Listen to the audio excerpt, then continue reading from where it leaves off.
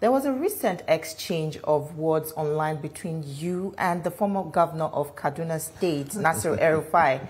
You called him you called him out for over some comments he made about the Tinubu presidency, but your response and counterattacks is seen as though the presidency is jittery over the regrouping of some political forces seemingly opposed to the Tinubu administration and are working to displace President Tinubu in 2027. No, who is G3? The political opponent have no direction. There is no organized political party in Nigeria other than the APC. I mean, almost all the opposition party, they are trying to find their ways. Like the story of the monkey that I told you. And I don't attack because I see that the disposition of Mr. President is that of reconciliatory. If you have seen for the past 18 months plus that he's been in government, he has never reacted once to anybody. He has never been seen being combative or aggressive against anybody. His approach to politics and government, if you have seen virtually 90 to 97% of people around him today, they've all worked against him in the past, inclusive of me. I was with him, then I left him, then I had to come back. That's his disposition. President does not, he doesn't believe in this fight thing. El-Rufai is somebody who, like he told you, he's still in the APC. So you talk to him like a brother. But I know his grandstanding, and he seems to be a bit having some trouble in finding part. Like if you leave a governing party to which you have influence, you have words, and you think that you can undertake a mission, you have to have a place that is working to be able to do that. I mean, almost every other day on Twitter, he will pick up one person. Yesterday, it was the turn of National Security Advisor, and then they took the turn of the incumbent governor and the rest. So I talk to him like a senior brother because I believe that he's still useful in APC, and we don't have to be combative. But in terms of whether he can effect any change in the opposition and the rest, I'm aware. He doesn't have the capacity to make the president unsettled. So no opposition, is it combined true? Or in their separate bodies, can make the president unsettled. Is it true that the APC is the one sponsoring, the conflict in other opposition parties? No, how? I mean, if you, like the two of you are sitting here, you're carrying out your work. If you get confused because of leadership, how is APC involved in it? Which APC member is in those parties? You see, you have to be sensitive to know when you outlive your usefulness. That is what is happening to PDP. It has outlived its usefulness. It is now a conglomeration and congregation of people who do not have a defined direction. Mr. Bwala, right. That is your opinion, is that not? Because if you say PDP has outlived its usefulness, then let me ask you this. She just rightly said that. Is it true that the APC is sponsoring? If I remember, you've not formally defected from the PDP. I left PDP a long time ago. And you have your current minister of the FCT, who is also in PDP and is serving in this. So people are tempted to say, okay, you have these people working in the APC so that you use them as instrument to destabilize. Wike has never been a member of APC. He has said it over and over. He's a member of PDP. He has also said that he has a stake in PDP. He said that he sponsored a lot of activities in PDP and he cannot let his goodwill in PDP just fly away. So he's fighting for his right. He has a fundamental right to fight for his right. And the president is not particularly saying, everybody leave your party because we're in governance. So, and the president cannot stop working with him because he has a problem in his party. The president operates like Abraham Lincoln. He's gathering the national consensus. And so if you're indicting the president when you should praise him for working with everybody, then it is disingenuous to the president. In terms of the political party, their problem didn't start after the president became president now. It started a long time ago. In fact, let me tell you, the coalition they are talking about, they are not even going to run on the platform of PDP. You understand? That's why I say it has... How do you know that? Are we deaf and dumb? That's why we say it has outlived its usefulness.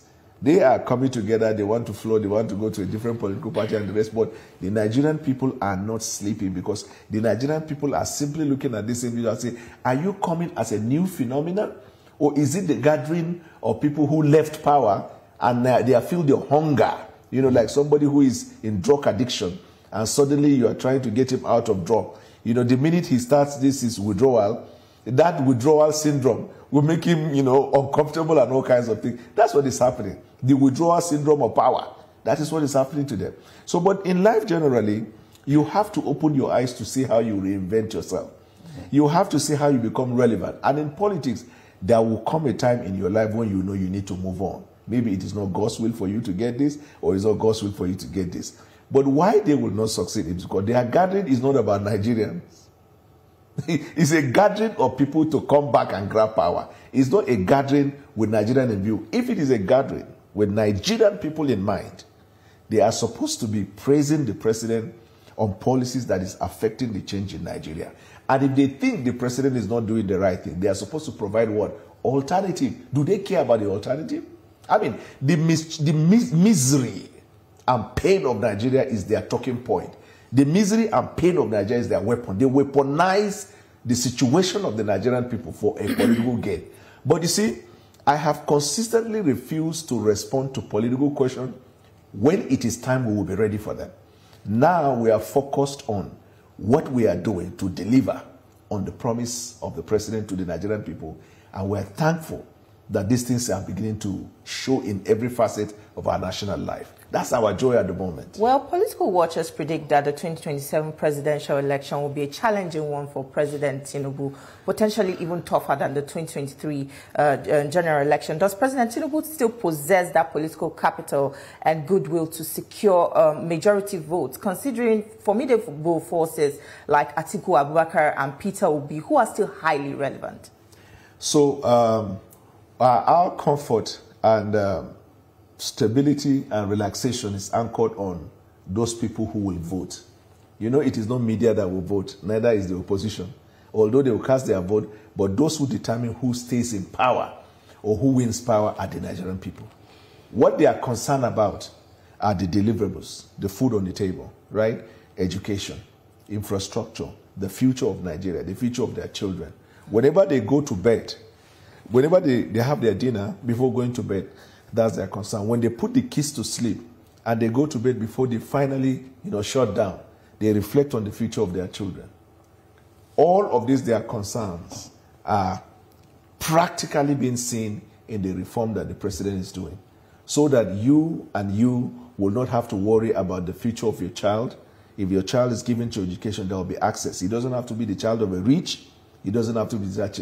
Take, for example, this is me sitting, I'm a special advisor to the president. Tell me which regime that would have provided me, a minority from the north, that opportunity. Well, how soon would this translate to the common man on the street? Because a lot of people are in hunger. A lot of people are yet to feel the impact of these reforms. How long do they have to wait before they begin to see, the benefits of this reform? Yeah, that's the rhetoric of the opposition. How long will it take? How long will it take? They are so blinded that it has started that they don't know. It's like a rapture. Not all Nigerians are the opposition. They are Nigerians with genuine concerns. I get your point. I'm saying you have echoed the sentiment of Nigerians, not you.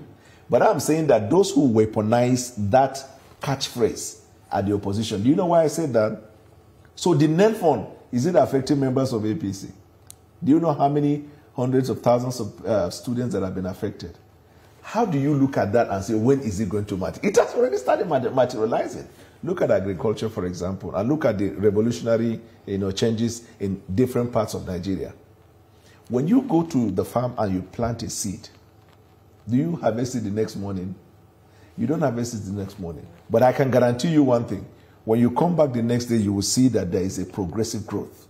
You come back 1 week later, you see that you cannot say that this progressive growth, before it comes to maturation, where you harvest, that are not relevant. They are most relevant in determining the progress of agricultural farming. No, 2027 is just around the corner. Now, you said it is the people that matters, not the various voices. Not the noisemakers. Yeah, you call them noisemakers. Yes. El-Rufai is in the APC. In the 2023 election, you know the role he played in ensuring that power returned to the South. Now, if such a man is raising concern, do you just wish him aside? No, he should give you concern because he's not in the opposition. He's in your party. Yes. So what I'm asking is, ahead of 2027, are there other steps you're planning to take to take so that your party will come out stronger in that election? Our party is strong. So you isolate El-Rufai. There's this thing they could say perspective. Look at context, right? There has to be a context in every situation. The question you referred to when you started said, I asked him, I said, my elder brother, would you have expressed this same opinion if you were in the cabinet? You know he will not. Because it happened before Jonathan, when he was running against Jonathan, in the sense of we were coming together as opposition. Everything Jonathan did, he criticized. When Buhari came to power, everything Buhari did was perfect. Some of these things that he's criticizing, it was okay because he was in government. So are you speaking that way because you are in the cabinet? No. Or you are in the So 10 months before I was appointed, from January 10 of last year, when I met the president, and I made a decision to support him, for 10 months vigorously, I have been advocating for the president. I wasn't looking at appointment. Appointment is an official tag. But this thing I'm doing, I was doing it in an official capacity. But let me tell you something about my elder brother El-Rufai, and talking about whether we should be worried. You see, there's a dynamic around El-Rufai. El-Rufai needed a solid revolutionary person to thrive. On his own, El-Rufai may not win Senate. You know he won governorship. Really? Yes, he won governorship because of the Buhari factor. And he got re-elected because of the Buhari factor. If you leave him now to go and run for Senate in Kaduna, he will not win. Then, secondly, you have to understand life. So when you overestimate yourself, you will overshoot. That's the problem about life. You tend to think, when you talk about he participated and then we give him the credit, you were part of the people that brought the government to power. It's not an isolated event. There are plenty of people. He was an incumbent governor. Among other governors, they came together. And he was a key voice. No, so, okay, just because I come to the TV, I speak for the president, does not mean I'm more key than the president. I'm a spokesman to the president. I'm a servant to the president. But he has said, go and speak on my policy. So we don't be carried away into thinking because somebody is speaking for a group, therefore he is the most relevant. You also have to look at his political interests, because politics is about interest. If he stands to benefit something far better, and that's the reason why he's more vocal than others, you cannot assume that he's more passionate. At my level, in the primaries, I played my role as well. Because we were all over, even when I was blacklisted by TV, I ran to TikTok. That's one good thing about democratization of media. As we did now, if you say, you know, go bring me again, as I leave this place, the crowd will move to wherever I'm present. I'm on Twitter, on Facebook. That's democratization. The TV that blacklisted me were supporting Oshibanjo. We continue supporting Asiwaju because we believe the only person at the time that could challenge Atiku was Asiwaju Bola Ahmed Tinubu. So do I now say I'm the only person? Everybody came together and played their beat. When you overestimate yourself, you tend to think you are the magic wand that created that situation. El-Rufai still has the opportunity to come back home because we believe he's useful. But if just because we are saying come back home and come back to your house, you tend to think as if it is an expression of jittery, El-Rufai is inconsequential as far as the future of our party and our politics is concerned. Well, I would like to discuss